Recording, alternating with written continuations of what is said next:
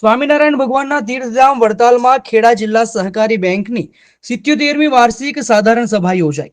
સભાસદો માટે 20% ડિવિડન્ડની જાહેરાત. આંતરરાષ્ટ્રીય સહકારિતા વર્ષ નિમિત્તે સહકારી મહાસંમેલન મળ્યું. ખેડા જિલ્લામાં આવેલ ભગવાન સ્વામિનારાયણના સુપ્રસિદ્ધ તીર્થધામ વડતાલમાં ખેડા જિલ્લા મધ્યસ્થ સહકારી બેંકની 77મી વાર્ષિક સાધારણ સભા મળી હતી. આ પ્રસંગે આંતરરાષ્ટ્રીય સહકારિતા વર્ષ નિમિત્તે સરકારી મહાસંમેલન પણ મળ્યું હતું. આ પ્રસંગે કેડીસીસી બેંકના ચેરમેન તેજસભાઈ પટેલે સૌ ઉપસ્થિત મહાનુભાવો, બોર્ડ ઓફ ડિરેક્ટર્સ, ધારાસભ્યો, સભાસદોને આવકારી બેંકની પ્રગતિનો ચિતાર આપ્યો હતો. સહકારની ભાવના સાથે સૌના સહકારથી કેડીસીસી બેંકે કરેલી પ્રગતિ અને વિકાસ માટે સૌનો આભાર માન્યો હતો. 1200 ગામના ખેડૂતોના સહકારથી આ બેંક વિકાસ કરી રહી છે. દેશના વડાપ્રધાન નરેન્દ્ર મોદી સહકારના ક્ષેત્ર થકી રાષ્ટ્ર વિકાસની દિશામાં આગળ ધપે તેવી નેમ છે. ત્યારે ખેડૂતોને 5 લાખ સુધીની લોન માટેની પણ ખેડા જિલ્લા મધ્યસ્થ સહકારી બેંક દ્વારા જોગવાઈ કરાઈ છે, જે સબસિડી સાથેની લોન છે. આ ઉપરાંત પશુપાલકો અને ડેરીમાં દૂધ ભરતા હોય તે પશુપાલકોને પણ લોન આપવાની જોગવાઈ કરાઈ છે. આ બેંક વોટ્સએપ બેન્કિંગ અને ઇન્ટરનેટ બેન્કિંગની પણ વ્યવસ્થા ધરાવે છે. તેજસભાઈ પટેલે જણાવ્યું હતું કે આ બેંકે પ્રધાનમંત્રી સૂર્યોદય યોજના હેઠળ વીજ વપરાશકારોને સોલાર સિસ્ટમ માટે પણ સહકારની ભાવનાથી મદદ કરે છે. આ બેંક 1200 ગામની 84 શાખા દ્વારા સરળતાથી બેન્કિંગ પ્રક્રિયા કરી રહી છે. તેની પાછળ ડિજિટલ ક્રાંતિનું યોગદાન છે. યુપીઆઈ, ડિજિટલ પેમેન્ટ વગેરે દ્વારા બેંક ગ્રાહકો અને ખાતા ધારકોને સુપેરે સુચારુ વ્યવસ્થા પૂરું પાડે છે. બેંક સાથે 1200 ઉપરાંત દૂધની ડેરી જોડાયેલી છે. જિલ્લાની મોટાભાગની સહકારી સંસ્થાઓ પણ આર્થિક અને વહીવટી રીતે જોડાયેલી છે. માઇક્રો એટીએમ દ્વારા આવનારા સમયમાં બેંક મારફતે તેના ગ્રાહકોને નાણાં મળી રહે તેવી વ્યવસ્થા કરવા જઈ રહી છે. બેંકનું એનપીએ પણ નોંધપાત્ર વધ્યું છે. બેંક પ્રત્યે લોકોનો વિશ્વાસ વધ્યો છે. બેંકના વાઇસ ચેરમેન રાજેન્દ્રસિંહ પરમારે સ્વાગત પ્રવચન કરતા જણાવ્યું હતું કે કેડીસીસી બેંકે ઉત્તરોત્તર પ્રગતિ કરી છે. બેંકનો નફો 23 કરોડથી વધીને 32 કરોડ પર પહોંચ્યો છે. બેંકનું ભંડોળ 4400 કરોડ સુધી પહોંચ્યું છે. ધિરાણ રૂપિયા 700 કરોડથી 1500 કરોડ પહોંચ્યું છે. કેડીસીસી બેંકની એનપીએ 2.50%થી વધીને 9% પહોંચી છે.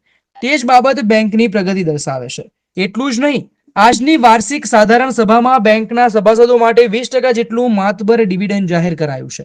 ચરોતર ખાંડ ઉદ્યોગની જગ્યા પર મેગા ફૂડ પાર્ક બનાવવા આજની સાધારણ સભામાં ઠરાવાયું હતું.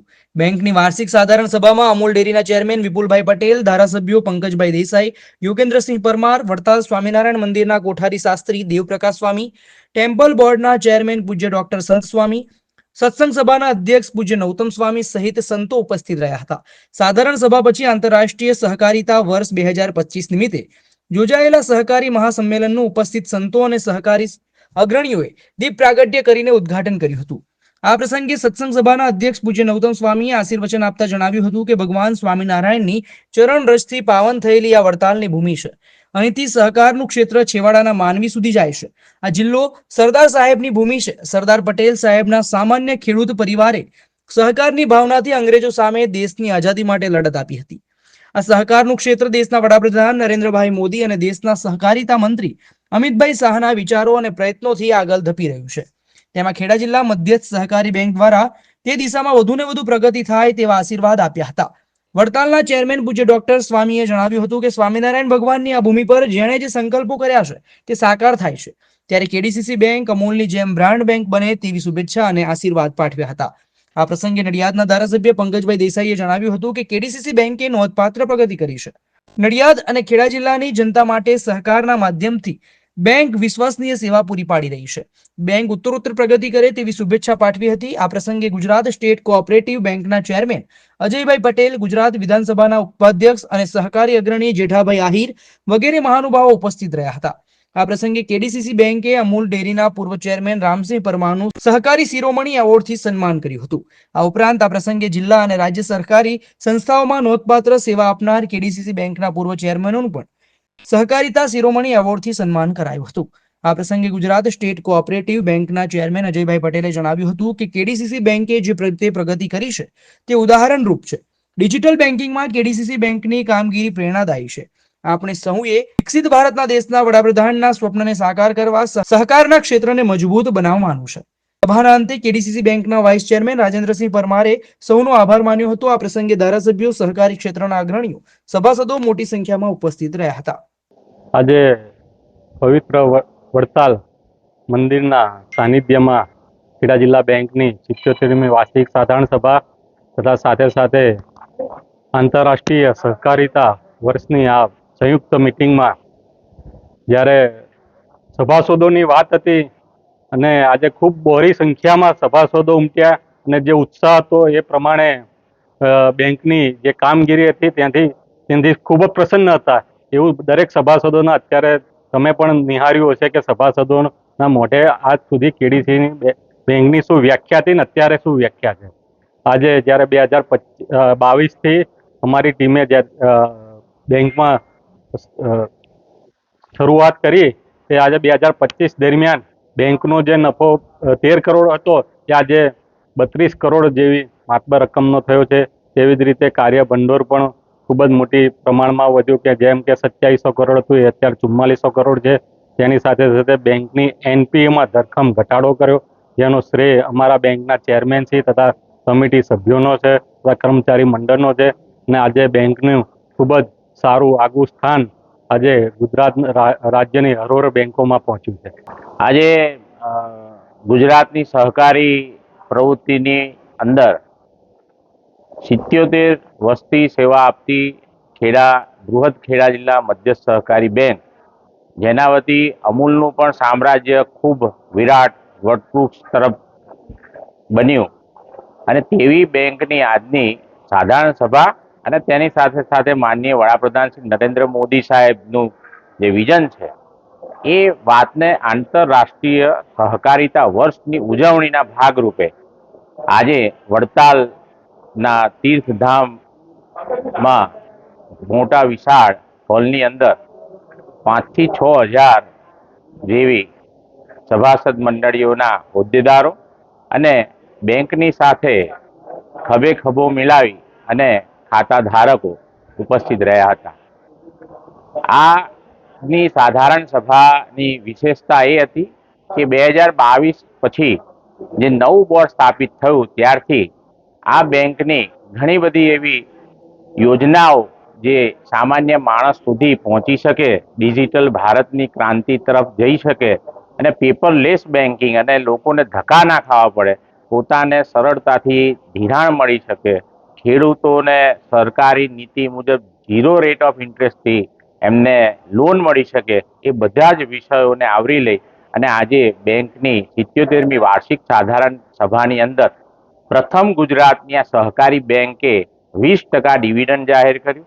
તેની સાથે સાથે સભાસદો અને ખેડૂતો અને છેવાડા માનવી સુધી બેન્કિંગ ડોર સ્ટેપ સુધી પહોંચી શકે, લોકોને બેંકની બ્રાન્ચમાં ના આવવું પડે, તે વિષયો સાથે સર્વાનુમતે પૂરેપૂરા તમામ એજન્ડાને સહર્ષ તમામ સભાસદો ઉપસ્થિત રહે તેમને સર્વાનુમતે મંજૂર કર્યા અને તેની સાથે બેંકની 2022 થી 2025ની જે પરિસ્થિતિનું નિર્માણ થયું, એટલે કે જ્યારે 77 વર્ષના ગાળાની અંદર 75 વર્ષની અંદર બેંક 2022ના સમયે ફક્ત 2700 કરોડનો વેપાર હતો, તેની સામે આજે આ નવા મેનેજમેન્ટે એટલે કે 2025ના વર્ષમાં આ બેંક 4400 કરોડને પાર કરી એ જ બતાવે છે કે લોકોને doorstep banking, digital banking, loan management system, WhatsApp banking, tablet banking, આ બધી જ સીએસસી ઘણી બધી એવી સુવિધાઓ લોકો સુધી પહોંચાડવાની કોશિશ કરી છે અને તેને જ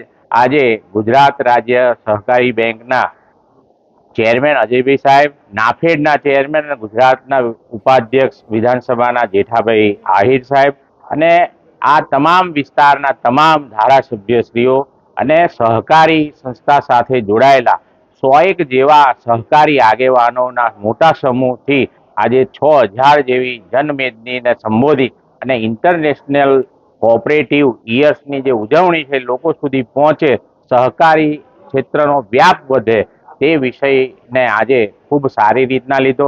આજે મધ્ય ગુજરાત એ ભારતની અંદર સહકારી પ્રવૃત્તિને આગળ લઈ જવાની જે સરદાર વલ્લભભાઈ પટેલ સાહેબે જે નેમ લીધેલી, તેને માનનીય વડાપ્રધાન શ્રી નરેન્દ્ર મોદી સાહેબના જે સહકારથી સમૃદ્ધિના વિઝનને ચરિતાર્થ કરવા આપણા દેશના પ્રથમ સહકાર મંત્રી અમિતભાઈ શાહ સાહેબનું જે વિઝન છે કે લોકોનો સાથ અને સહકાર લઈ દરેક ઘરનો એક માણસ આ સહકારી પ્રવૃત્તિ સાથે જોડાઈને આર્થિક રીતના સમૃદ્ધ થાય, તે પણ આ વિષયને લઈ અને આખા દેશવ્યાપી C2Cના માધ્યમથી સહકારી ચળવળ થાય તે વિષયને પણ આજે ખૂબ સરસ રીતના લીધો.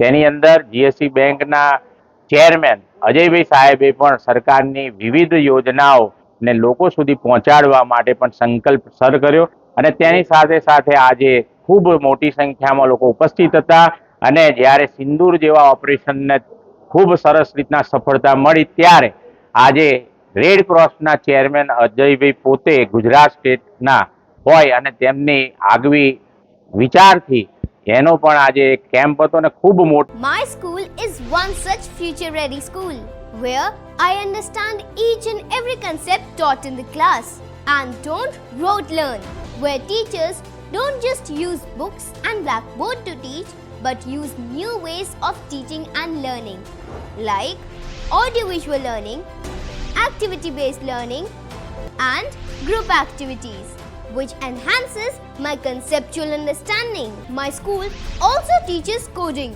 which is an important 21st century skill. Not just that, I get an opportunity to showcase my skill on a national platform. And with all this, I acquire important skills that make me future ready and confident. Would you also like to know where is my future ready school? Visit now and see for yourself.